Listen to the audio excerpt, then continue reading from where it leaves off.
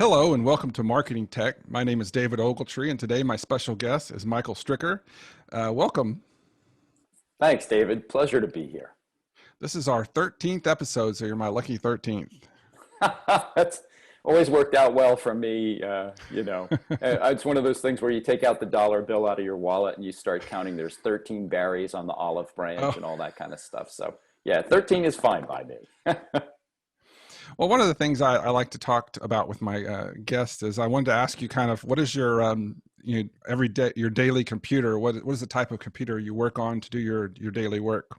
So daily, it's what the employer or client wants me to use.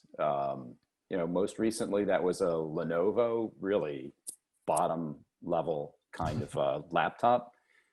To me, if it comes in a plastic case, it's like, okay, you're going to have that for maybe 2 or 3 years. But my own preferred machine is a MacBook Pro. My current model, I'm looking to replace it with a refurb, but I've had it for almost 10 years now. Oh, wow. And yeah, wow. And, it has reached the point where Apple has agreed that they're not going to support it with their newest systems anymore, which I really can't fault them for. But 10 years of use out of a machine, done audio, video, graphic editing, all kinds of stuff. And it's run like a top. So, if it breaks down during this episode, look out. Yeah, Macs are really good. They just work. I mean, that was one of the reasons I switched to it about 5 years ago. And I've just recently switched back to PC because I started doing a lot more video gaming, and Macs just don't really do that very well. That's true. Yeah. When it comes to, some of the video editing things, it can be a little bit of a challenge. I'm thinking about, I do a little bit of karaoke singing on the side. So even with an older machine, even getting, your USB mics and stuff into let's talk, iPhone, right?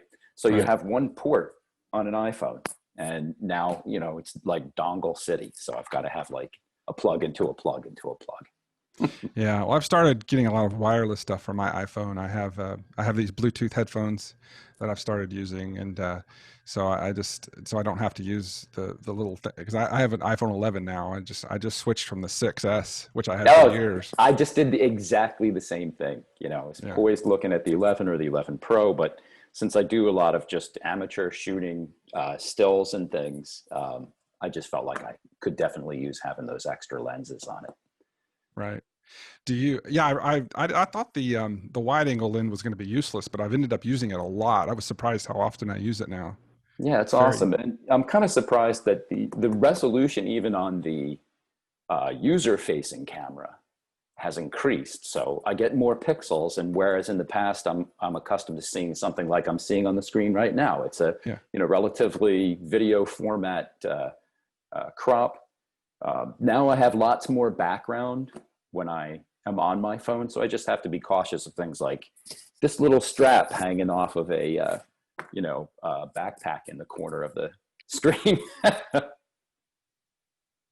I saw a review of a cell phone the other day. It's a Google, obviously made by Google, and it had it only had one camera on it, and depending on when you wanted to use it, it actually physically flipped around. It was automated. It was a little motor in it. It would flip around, so you would actually your because normally even the very best front-facing camera is terrible.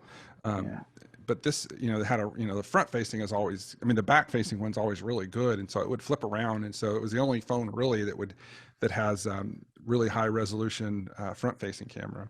Wow. That's so an analog thing like that. Yeah. You would not think that would be popular on cameras, and maybe it saves money in the manufacture of the phone, but having that joint, I remember laptops that had an issue with the ribbon cord that had to go into the screen. And over time, the wear would crack that, and you would lose your screen. So, that's back in the past. But the whole thing about folding screens on smartphones now, and the lack of a market for it apparently is kind of curious. People still looking for the magic all-in-one device. Yeah, they have the new ones now that kind of fold up like this a little bit. I've seen those.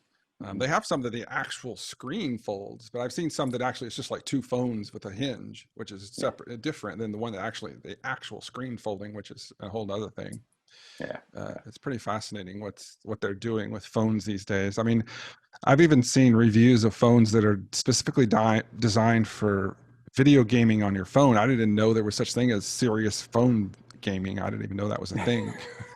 Yeah, right. It's just, streaming those things to your phone, and you would have to think that there would have to be a phone for people who are into that um, kind of on the go gaming where you're doing the Pokemon Go game, and the thing Well, would have to strap to your chest so you didn't have to walk around well, I don't think it's really for like Pokemon or Candy Crush. I think it's more crazy. for they have actual, pretty cool games where you're running around doing things, like some shooter games. I've seen Mm. some shooter games and then So role is playing that games. AR? It overlays things onto your environment, or No, no, no. This is just like a game, like on your computer, but on your phone.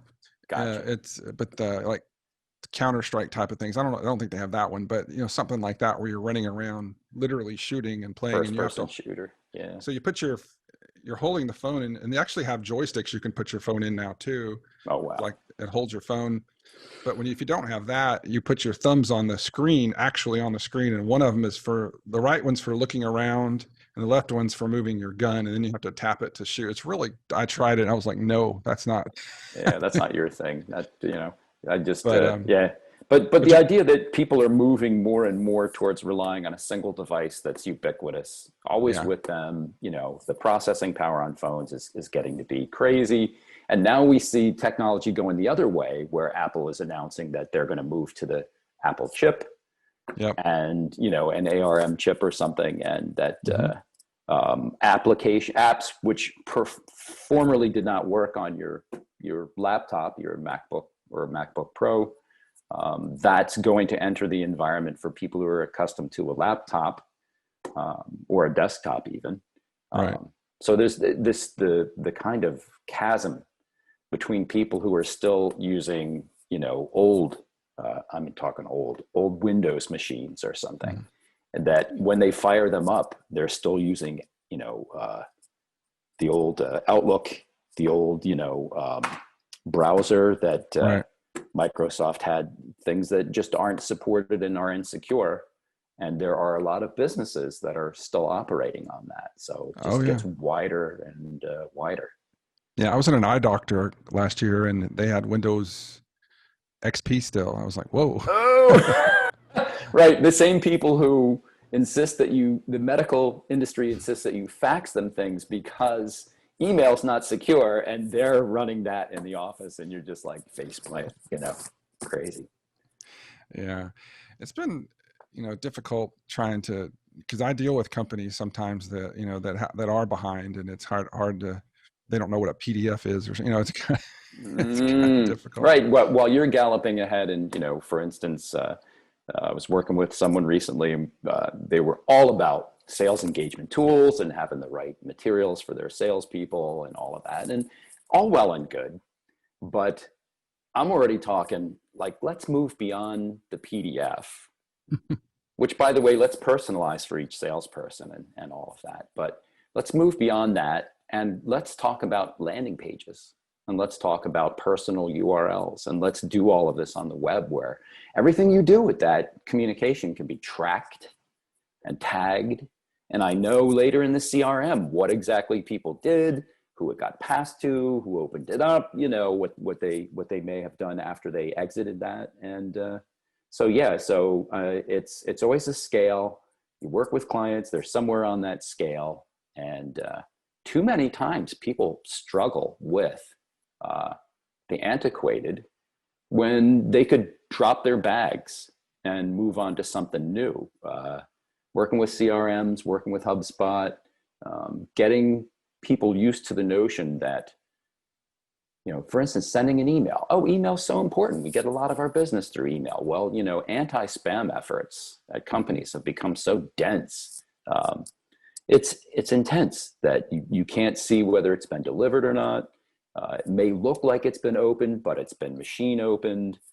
You end up with your attachments stripped, and at the bottom of your email, your carefully crafted, beautiful email with pictures and everything, there's a foot deep message from the company to the recipient that says, "Warning, this could be spam, and don't click on anything." And you're like, "Please click on me," So, but the idea that I'm trying to get at is that you could leapfrog that, and you could pick up conversational commerce, and you could do chat, you could do SMS text messaging, and let's forget all of that where you might be lucky to get a 30% open rate. Right. And let's go to something that gives you an 85% open rate because it buzzes in the person's pocket and they take out their smartphone and they start going through your funnel that way. Yeah, I was going to ask you about the text messaging. I've been seeing a lot of people saying that most people are kind of annoyed by email and they'd prefer just to do text messaging and stuff. Have you kind of embraced that as well, or? Yes. Yeah. I've been pushing hard wherever I can find a sympathetic ear among people that I work with to say, let's get around all of these things, all the beauty that you try to infuse into your emails and all of that. And that was appropriate. It's kind of been a transitional period for boomers and everybody to get their heads around. Let's move from print mail and things that arrive in my mailbox, literally, physically, to something that's an analog for it on the computer, and now to something that lands on my smartphone and just gets to the point. So, right. Yes, and even phone calls annoy people now, it's. Yes. Nobody picks up the phone, right? Right. I worked for a mortgage outfit, and they were talking about how, well, we've got 300 plus people on the phones in a call center in this building next door, and, we got to keep them busy.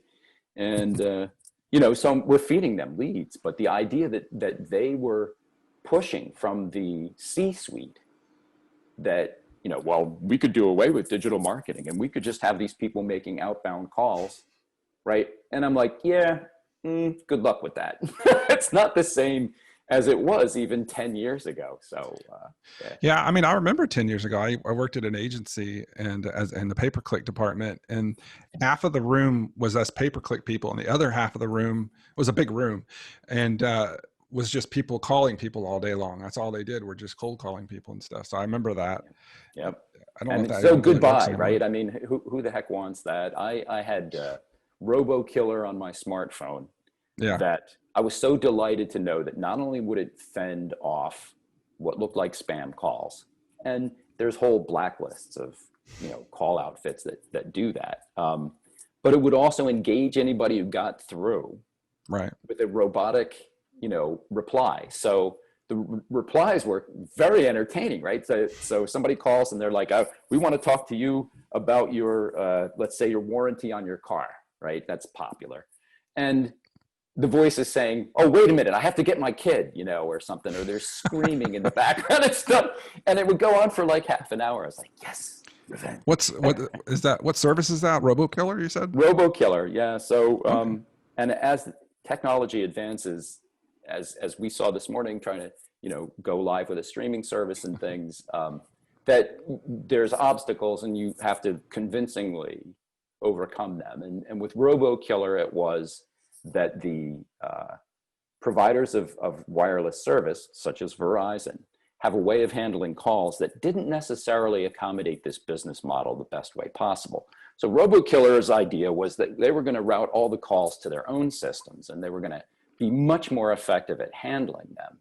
But you had to jump through hoops to do it. And as it turned out, it went from blocking spam on my phone to blocking every single inbound call. So my family couldn't get through and stuff, and it was just annoying. And I tried working with their support staff, and it's COVID time, so they're long waits and the rest of it, and it just didn't work out. So I ended up having to resign it. The good news is that I don't get that many spam calls. And yeah, I've just started using the do not disturb feature on my iPhone, and you can set it to where it lets anybody through that's in your phone book. And so my mom and my wife can call me, but just these random people that call me all the time, and if it's, I mean, it's just, I'm a small company, so it's just me, and I don't get a whole lot of just random phone calls. And if they do, they leave a message and I call them back. So it's not a big deal. Right. I get most No of my harm business done. through, I get most of my business through referrals anyhow. So it just, Enviable position. I hope many listeners are at that same place where, they're not having to spam people and stuff. We all know, heck with email, right? I mean, hundreds and hundreds of spam emails, and, right. building your filters and your folders the best possible way to protect yourself and save your time is a Yeah. big undertaking. I've been using Gmail for such a long time, and it does such a great job of just catching all that mess. And I rarely see Nice. much spam. Did you Uh, see any results from the outage that Google services were apparently having yesterday? I mean, what was Gmail, portions of the I country? don't use the business version. So if it was just the business version, it would have been, I just use I the think it plain was. old normal I Gmail. think it was broader than that because they even hinted that some of the um, cloud services Hmm. were being taken down as well. I don't know. I didn't Yeah. see it myself. I didn't really do much yesterday, so I may not have noticed.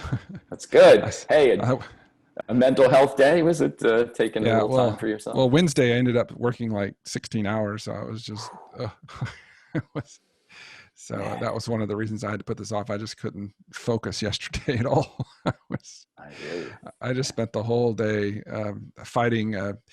I do some programming from time to time, and so I currently have a project where I'm doing some fixing a flat file website that's really Mm, really old and started off in front page and then was worked wow. on using SharePoint, and it's just old and messy, and the person who does it, is kind of a novice and just kind of hacks around, so it's been really hard to clean it up.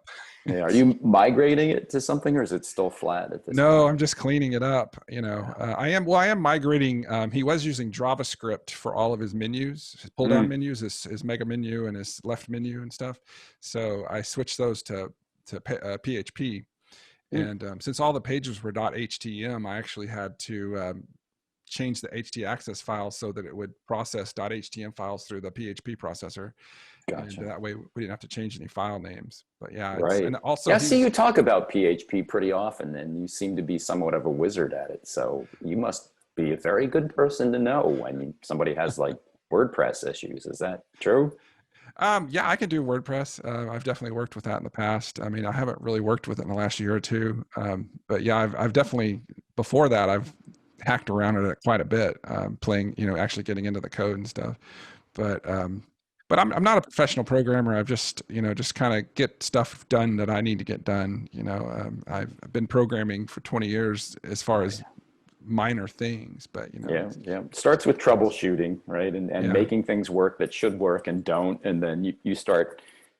Uh, do you have a capacity for languages? I kind of have this thing, this hypothesis that if you're good with languages, then you can be looking at code and scripts and interpret things. I mean, I only speak English, but I kind of understand Spanish a little bit. I've never really spent a whole lot of time trying to learn another language except Spanish. Right, I can generally understand somebody speaking in Spanish, right. but it's hard for me. I have a hard time with verbs, but it's nouns. I know a lot of nouns in Spanish. Oh yeah, they're right. The concatenation of verbs in any Yeah. language, right? Well, And actually, my then, minor in college was Greek, so I studied Greek in college, oh ancient Koine Greek, and so that wow. was fun. Wow. That was back in the early '90s. Well, that's good. Yeah, the languages themselves, a tighter, smaller world. I was just going to comment on having tried to do some SEO for Russian sites, um, and seeing that the Russian language, what was it? It was like 40 and sometimes as many as 56 verbs, all Oh, different genders and things like that. And it was just almost impossible for me as a language to figure out how it could possibly be spoken or typed. And then the idea being, and this was a few years ago, but yeah. knowing what nations in the world were Google dominated, and knowing that, for instance, the index in Russia was still the huge thing, Mhm. looking at the ability of the translators of the various platforms to do a decent job with the language so that it would be less and less detectable, And it looked like Google had pretty much given up on the Russian language, and they reached a certain level. They're like, well, they can kind of understand it, but that to this day, if you're looking for a good translation, a lot of times you can turn to Yandex and you will get something that's better than Google's own product. So now we're at a time when people look at Google, and we're starting to have these massive antitrust suits in the US, which they've been talking about for 10 plus years. And now that there's 50 states attorney general in various alliances, and now the federal government wants to jump in, who knows if something will come of it. But the idea that you need competition, search needs competition, serious competition, in order to maintain innovation. And as great a job as Google has done, there are definitely places where they fall down or they become self-serving. And that you do a lot of search ads, as I understand it. Sure. Yeah, I mean, I've worked in SEO and pay-per-click since 2003. So I've definitely been watching Google for a long time, and there's certain terms. I mean, there's certain terms I've actually been typing into Google just to see what's going on for 17 years. So it's interesting how things have changed. And you're talking about Google and languages. Google's having a hard time with the English language right now. It's You're talking about the interpretation of search queries that people are making? Or? Yeah, that's what I meant. Yeah, as far as Google, you type in certain, I mean, I've been amazed how hard it is to find even simple things now, because as one of my friend Dan Thie says, he's tired of typing in stuff into Google, and Google literally ignores words that you type in. Like, I typed that word on purpose. I actually do want to know about that word. And they're like, oh, how about these top 5 that don't have that word in it, Well, yeah, I mean, so that's tough. I know Dan from Facebook, and chatting with him. That's pretty much, I think, how I came into acquaintance with you. Christine Schockinger, another one who hates Google search, and you can just trigger her anytime you like and start complaining about that. But I found, I know there are frustration points, and of course I'm in a hurry when I'm using Google search, but I find that they do a much better job of natural language interpretation now than ever in the past. And right. I think probably what's happened is, and I'm kind of a creative and I'm kind of a writer in the set of skills or whatever. And I find that I change my search terms to suit what I think is going to get me a good result, which is not fair, right? It makes Google look better, and it's not what people do on average. But between that and how they have shaped their responses to my searches, because they know who I am and they know my history and my behavior and all of that. They still throw up things that I was shopping for 12 months ago or whatever, but I do manage to get better results over some, not scholarly, but some pretty deep, technical kinds of, searches and things. So I'm kind of happy with them. Like recently I had I bought an old Mac Pro, like a 2006, and I was playing around with it. And so I need to do a lot of research, but I constantly had to do negative MacBook, because it just kept saying MacBook Pro. It's like, they're like, surely you don't mean Mac Pro. It's so frustrating. I'm like, I didn't type in MacBook. The word books nowhere in my search, but the top 10 results all are about MacBooks. Mac Pro. Yeah, I saw you have an old, like, it almost looks like a G3 machine behind you up in the. Yeah, they look identical. The G5s and they and then came out. What's the new one? The cheese grater, the cylinder. Oh, I don't know what it's called. It's just a Mac Pro. They're insanely expensive. You have to do some really serious video editing, I guess, and have your own suite or something to get it. Yeah, well, my main machine is what I do my editing on. I'd sold all my Macs, and so I decided I wanted to have something to play around with, because I do miss having Macs. It turns out I went too old, so I need to give it. Actually, the guy who sold it to me said it was a 2012, and I got home and it was a 2006, and I was kind of upset. So, that's a shopping disaster. So it's my fault. I mean, I could have easily looked it up. I just didn't, because they look identical. You just have to look at the bottom, and it doesn't even say it on there. You actually have to then Google that number and then find out what it really is. Yeah, exactly. It's a lookup thing, but that's, and what you miss, probably, I'm going to guess, is what I kind of miss. I mean, I've got a MacBook Pro. I opened up this laptop, added RAM, changed from a hard drive to an SSD, You have to do that. Did Yeah. these things. Yeah, right. I mean, it definitely improved the machine. It added years to its lifespan, uh, made it less hair pulling to work with.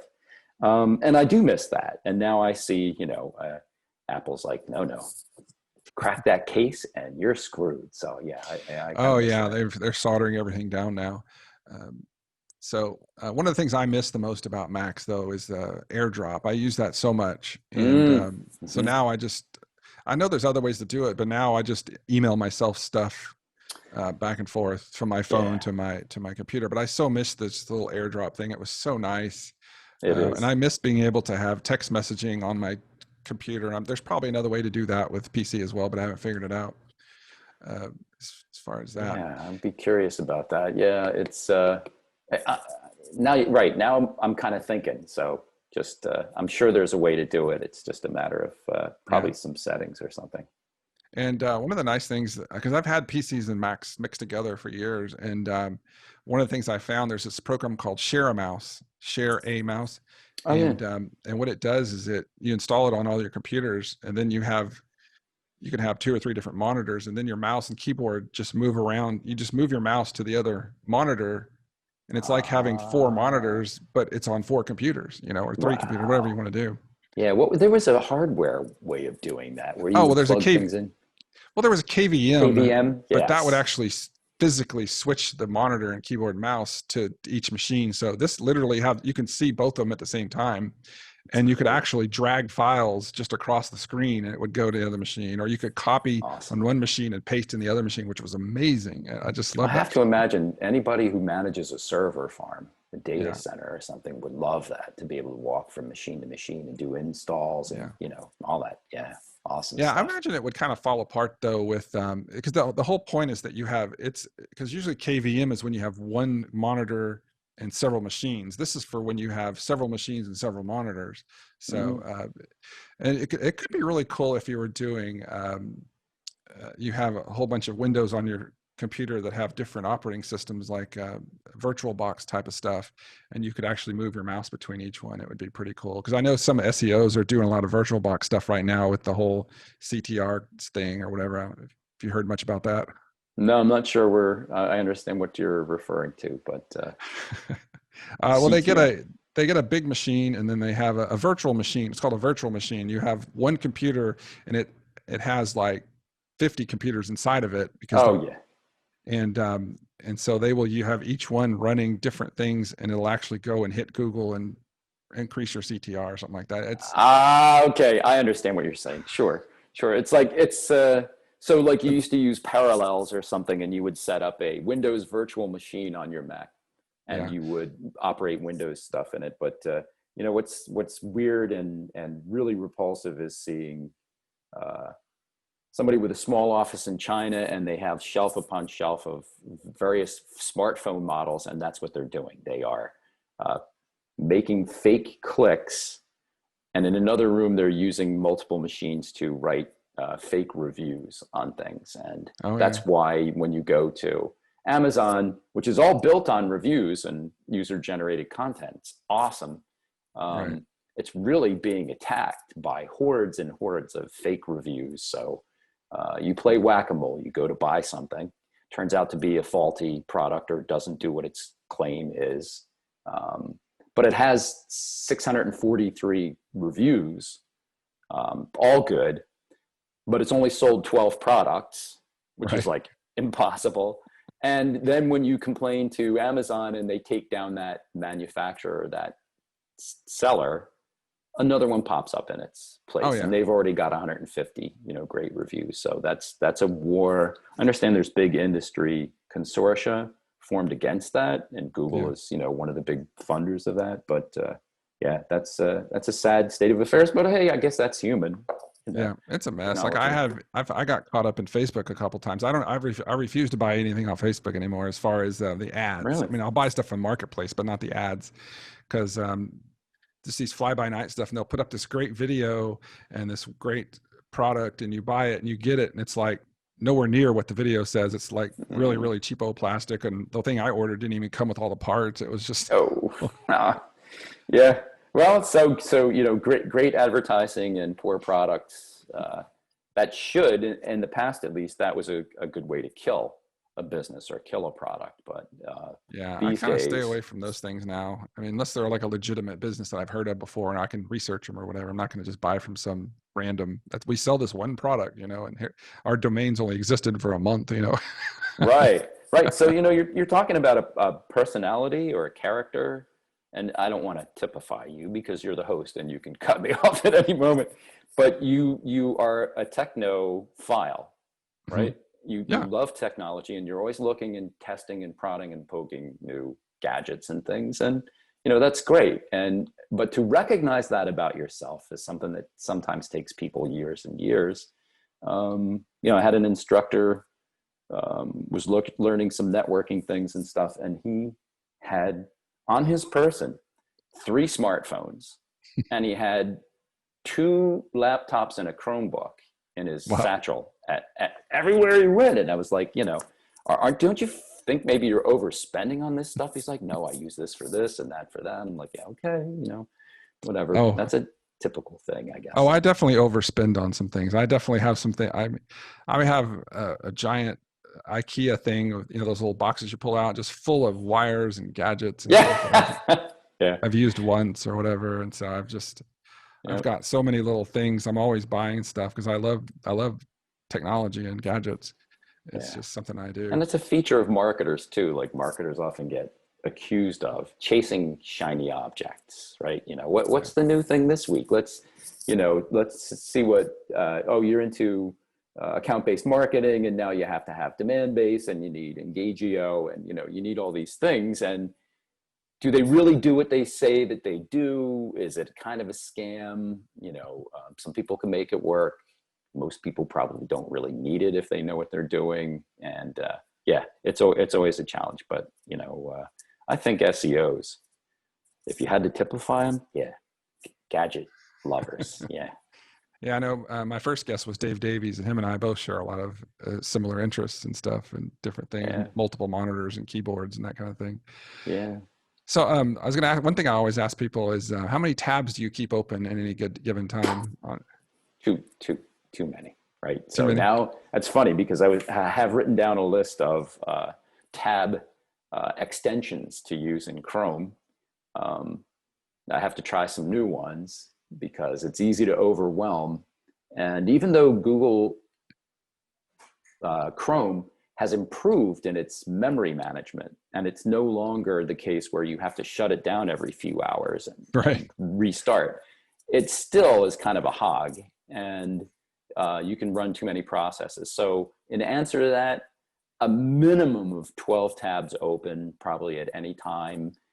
Sometimes multiple windows with 12, 15 tabs open in each.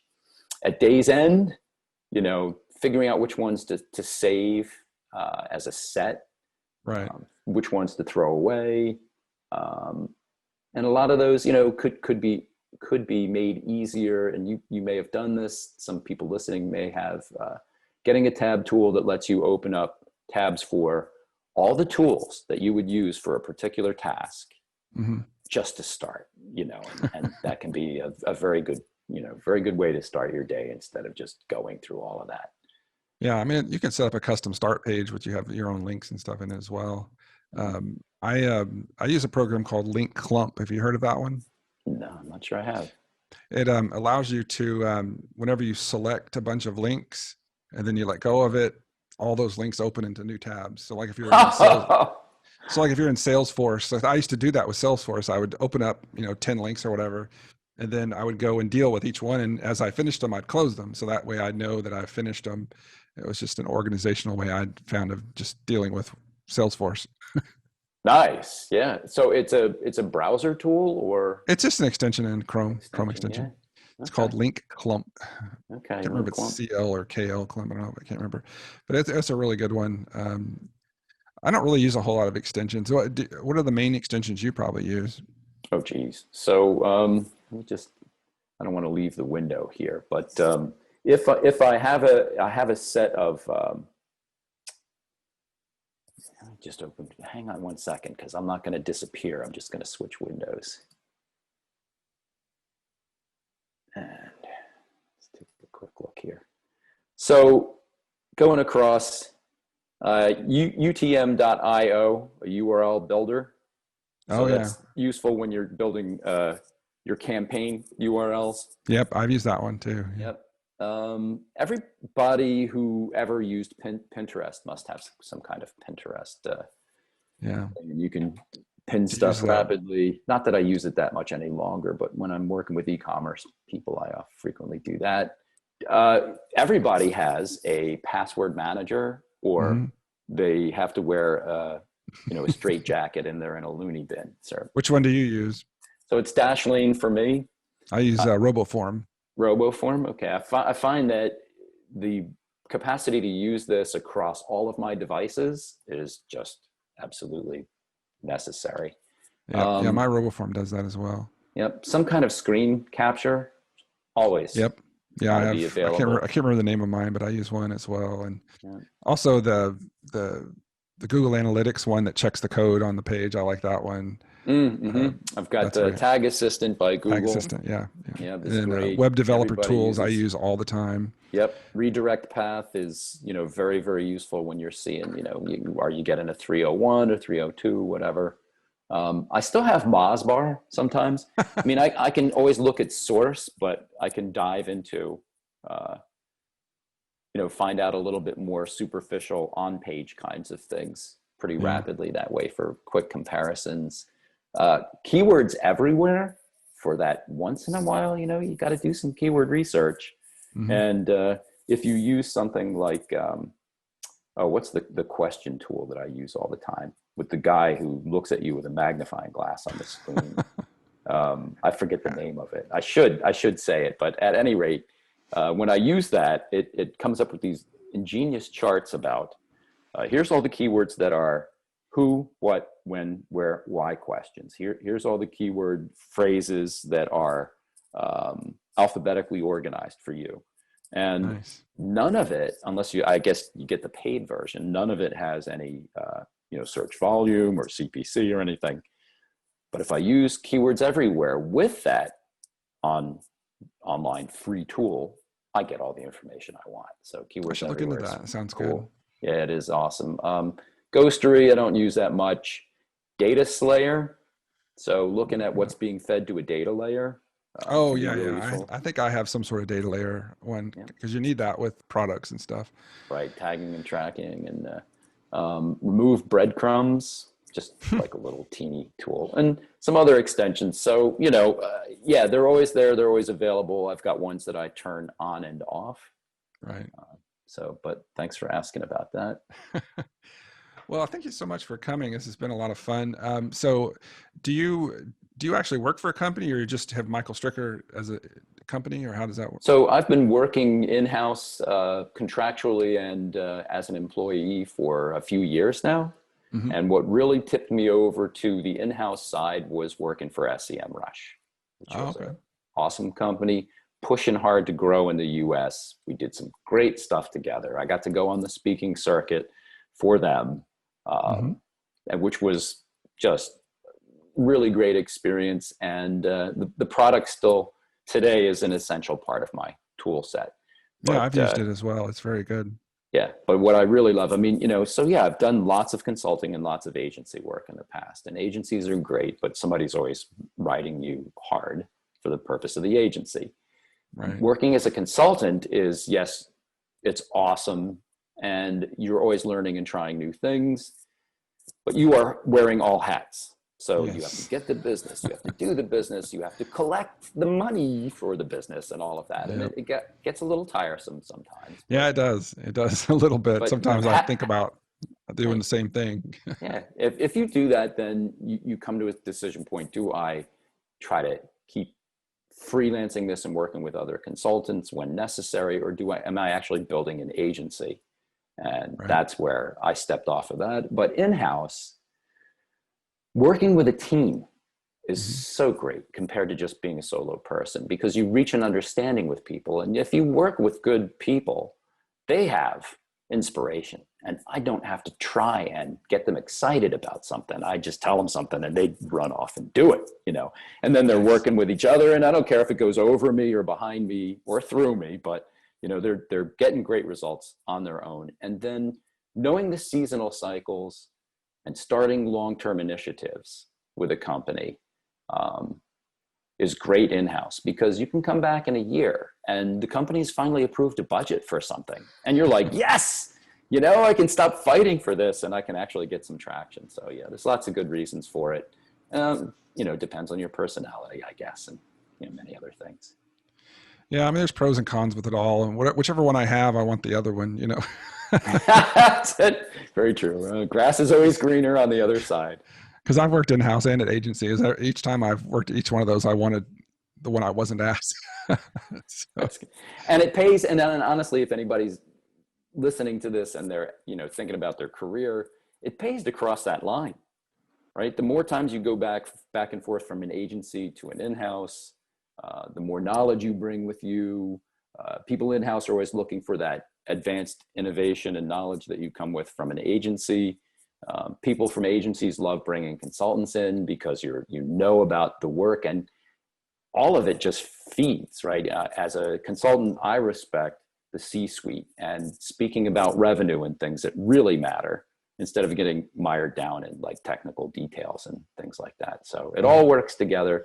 Make the jump, go back and forth a few times, definitely better for career. When I think about my career, I think of all the different things I've learned with each jump, and I would have never learned certain things. I would have never had that experience. So I love that I do have all those different experiences, and it's really, because I mean, when did you start in this business?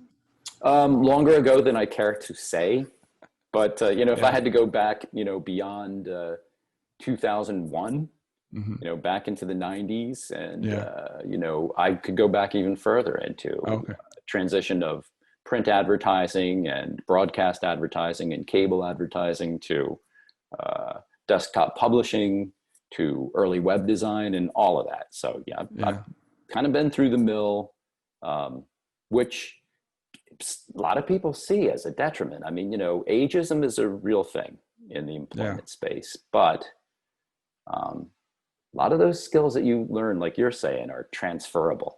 A lot of those lessons. So, when is it appropriate to adopt a new technology, and what are the measures that I need to put in place? And I started marketing 17 years ago, but I did IT before that. I used to do server administration for IIS web servers back in the early 2000s, and so definitely, even that skill still helps me. I used to teach TCP/IP in a Microsoft Certified Systems Engineer class. So I mean, you can rip apart IP addresses and URLs like nobody's business, and that idea that you can, write an HT access scheme or something. I mean, that's awesome. I think everybody needs to have that experience at some point. So more and more we get shielded from that kind of detail, I think. I think everybody really in the marketing industry should at least learn regular expressions. I've been even the most basic, because you can learn the basics of regular expressions, and it's so helpful. Even because you can use them in Google Analytics. You can put in some simple. I mean, just even the most basic regular expressions can really up your game in Google Analytics. It's logic, and it's the basis of programming and the rest of it. But, ask me to write it and I'm going to call a friend. I mean, I run into problems quickly too, but I mean, I'm just talking about the basics, not just, not like Frink or whatever, where you can just do anything, but I'm talking about being able to just, learn the very basics of regular expressions. It can really, and that's not that hard. That's not difficult at all. Just the basics of it. Yeah, you just have to flog at it a little bit. If you're an SEO, you're using Screaming Frog. Some of the other platforms on crawl and such might be a little different, but like using even the most Screaming basic, Frog and writing that. Yeah, even the most basic thing I've used it for is in Google Analytics. When you want to search for a term, and then you want to search for two terms, so you can put a term and then a pipe symbol and then another term, and then it search for both of those, either one of those. And so that is so helpful, because otherwise you'd be adding, add another term, add another term, add another term, and you can just do it all in one thing. It's really helpful. Yeah, definitely. Well, so good. So your way around that, and over the course of your career, you have saved yourself hours and hours of time doing it manually. So. Well, thank you so much for coming and talk with me today. Thanks, David. This has been Marketing Tech with Michael Stricker, and I am David Ogletree. Thank you very much for coming.